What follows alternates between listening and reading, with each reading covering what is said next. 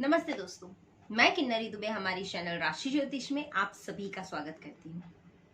अभी अभी मैं एक पुस्तक पढ़ रही थी जिसका नाम था इकिगाई, जिसका अर्थ होता है सौहार्द और शांतिपूर्ण जीवन या जीवन जीने के तरीके, सही तरीके से जीवन जीने के तरीके। ये पुस्तक जापानियों के जीवन को दर्शाती है कि वे लोग लंबा आयुष्य सुखी और स्वस्थ तरीके से कैसे जीते हैं। उसमें मैंने पढ़ा कि वे लोग नित्य सुबह पूजा के समय अपने पितरों को भी याद करते हैं। घर में किसी की भी अकाल मृत्यु हुई हो या फिर नॉर्मल डेथ भी अगर जो हुई हो तो उनको वो बराबर याद करते हैं। उनके नाम से लोगों को कुछ न कुछ भेंट आदि देते रहते हैं। वे भी अपने पूर्वजों की गति को मानते हैं। ये पुस्तक उसी जापान देश के नागरिकों पर आधारित है जो टेक्नोलॉजी में अच्छी खासी प्रगति कर रहे हैं। मेरा ये बात बताने का तात्पर्य बस इतना है कि हम भारतीय सनातन संस्कृति में मानते हैं।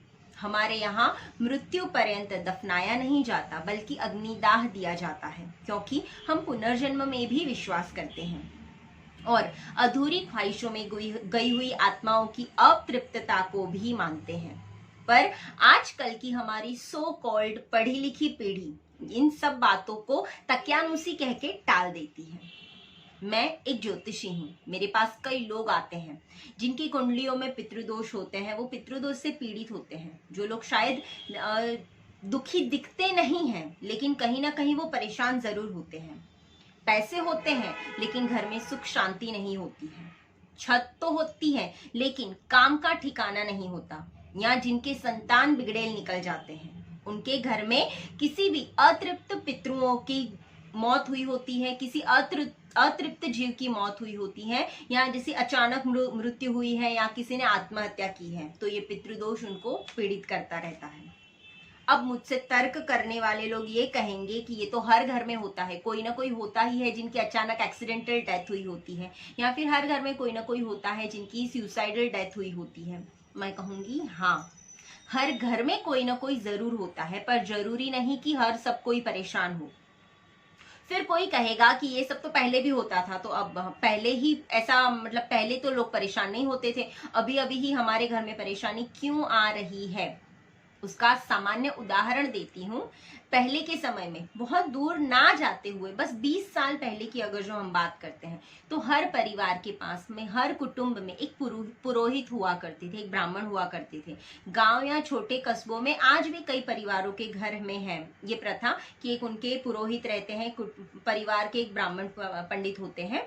वो पुरोहित घर के मुखिया को या फिर घर के लोगों को समय समय पर कुछ अनुष्ठान, पूजा, मुखिया को या घर के लोगों को ये सलाह दिया करते थे कि आपको ये चीज करनी चाहिए, अभी ये समय आया है, आपको ये करना चाहिए। जब पितरों की तिथि आदि आती है तो उनको भोजन कराना चाहिए। भोजन के लिए वही पंडित को निमंत्रित भी किया जाता है, ब्राह्मण भोजन करवाया जाता है। कच्चा अनाज जिसे सीधा कहते हैं वो भी समय समय पर दिया जाता है। उसके अतिरिक्त पितरों के निमित्त में होने वाली क्रियाएं भी समय समय पर, जैसे पिंडदान है, मातृश्राद्ध है, पितृश्राद्ध है आदि का उनको ज्ञात कराया जाता था कि अभी ये समय आ गया है, आपको ये चीज करनी है। इसके कारण सामान्य जन को परेशानी नहीं होती थी, कुछ याद नहीं रखना पड़ता था, क्योंकि वो पुरोहित उनके पास आकर ही वो चीज बता दिया करते थे। आज के समय में लोग पढ़ाई करने के लिए, कमाने के लिए गांव से शहर तो आ गए हैं, धीरे धीरे यहीं बस भी गए हैं। कई लोग तो ऐसे हैं जिनको अपने कुल देवता या कुल देवी का नाम भी नहीं पता, उनको पैतृक गांव कौन सा है कईयों को तो वो तक नहीं पता है। कई लोग ऐसे हैं जिनको अपने कहते हैं कि जो जिनकी वो पूजा करते हैं, जिसे हम नॉर्मली कुल देवी कहते हैं, उनका तक नाम नहीं पता होता है, उनका गोत्र का ज्ञात नहीं होता है। वो कमाने में इतने व्यस्त हो जाते हैं, पाश्चात्य शैली में और सुनी सुनाई बातों पर इतने बहक जाते हैं कि उनको सही और गलत का डिफरेंस ही नहीं पता होता है। आजकल नया देखने को मिल रहा है, जो लोग अपने पितरों की तिथि पर मंदिर के बाहर जो भिखारी बैठे रहते हैं उनको भोजन कराते हैं और फिर कहते हैं हमने हमारे पितरों में तो 11 लोगों को खाना खिलाया, 101 लोगों को खाना खिलाया। तो वही जो मंदिर के बाहर बैठे रहते हैं उनको वो लोग भोजन देते हैं। अरे आप अपने पितरों के निमित्त में भोजन करा रहे हो। भोजन में ब्राह्मण भोज का महत्व है। कुछ चीजें हुई होंगी तब तो ब्राह्मणों को महत्व दिया गया होगा।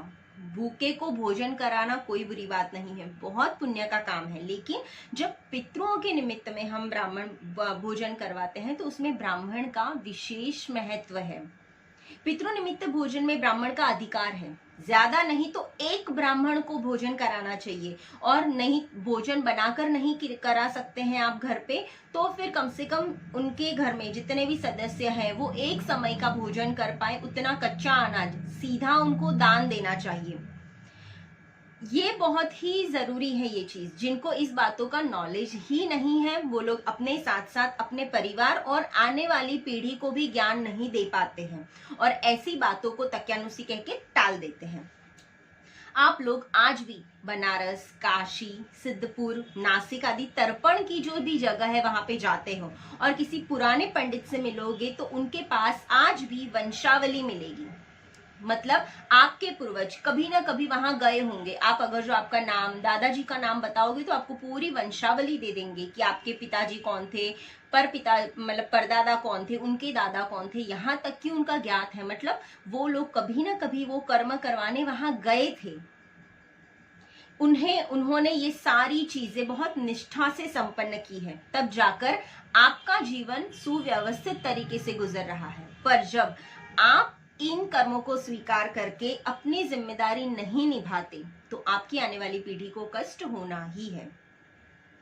हमारे पास तो पुराण के रूप में गरुड़ पुराण है जो मृत्यु पर्यंत के जीवन को भी दर्शाता है। हमारा आयुष्य, हमारा कर्म किस तराजू में तोले जाते हैं वो भी दर्शाता है। पहले घर में किसी की मृत्यु हो जाती थी तो 11-10 दिन तक घर में ब्राह्मण को बुला करके गरुड़ पुराण पढ़ा जाता था। घर में श्रीमद् भागवत पुराण का आयोजन किया जाता था। पर आज ऐसे कोई कर्म नहीं होते। ऊपर से लोग सोचते हैं कि 11वां-12वां की विधि भी कितनी शॉर्ट में निपट जाए, या फिर कहीं पे कथा हो रही है उसमें हमने दक्षिणा दे दी हमारे पितरों के नाम से, वहां पे कथा भी हो जाए। जितना शॉर्ट लोग करने की कोशिश करते हैं उतना ही हम अपने ऊपर पाप के भागी भी बनते हैं। ये सही है कि हर इंसान, हर व्यक्ति अपने साथ अपने कर्म को लेकर ही आता है, पर पितृदोष जैसे दोष उनको कर्म में बाधा बनकर उनकी प्रगति को अटका देते हैं। और तो और वंश वृद्धि में भी बाधाएं आने लगती है। आपने कई परिवार ऐसे देखे होंगे जिनके वंश वृद्धि नहीं होती है, तो वहां भी कहीं ना कहीं ये दोष जिम्मेदार, जवाबदार होता है। उनकी प्रगति नहीं होती है और घर में भी थोड़ा तनाव रहता है।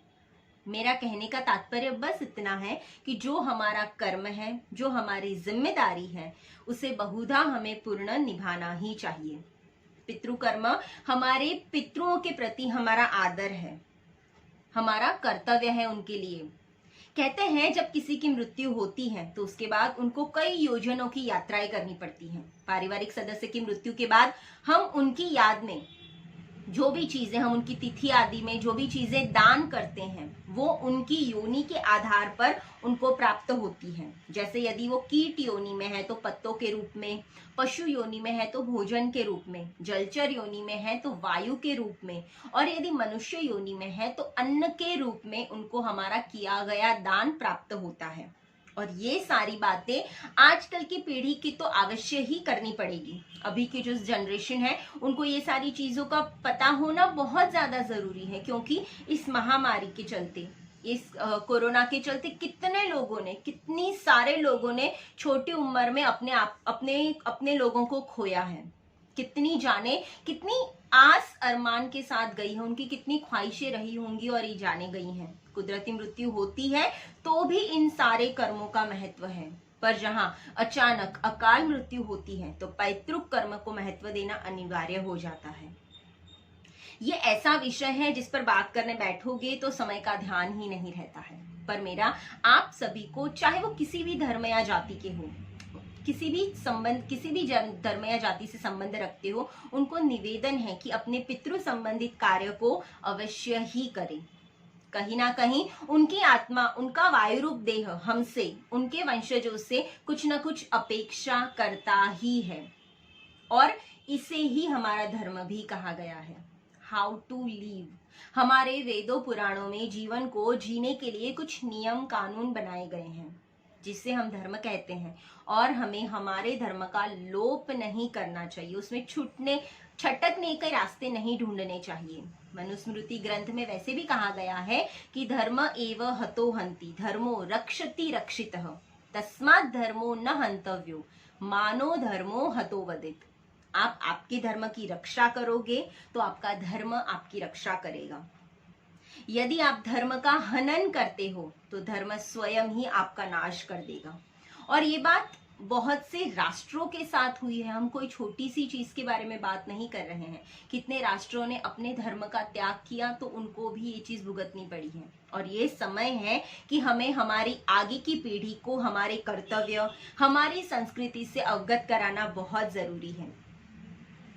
किसी को यदि पितृ कार्य अंतर्गत में कुछ भी जानकारी चाहिए, कुछ भी जानने की अभिलाषा है तो हमसे संपर्क कर सकते हैं। हम इस वीडियो के नीचे कमेंट बॉक्स में आप आपके सवाल भेज सकते हैं। हम आपके प्रश्नों का संतोषजनक उत्तर देने का पूर्ण प्रयत्न करेंगे।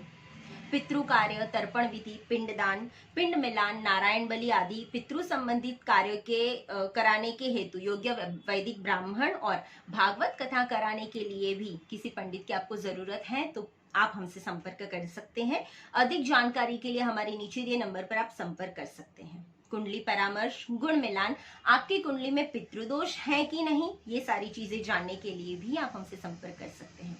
ऐसी ही विशेष जानकारी के लिए हमसे इसी तरह जुड़े रहे। हमारे चैनल को लाइक, सब्सक्राइब और हाँ, अपने फ्रेंड्स और फैमिली के साथ शेयर करना ना भूलें। धन्यवाद।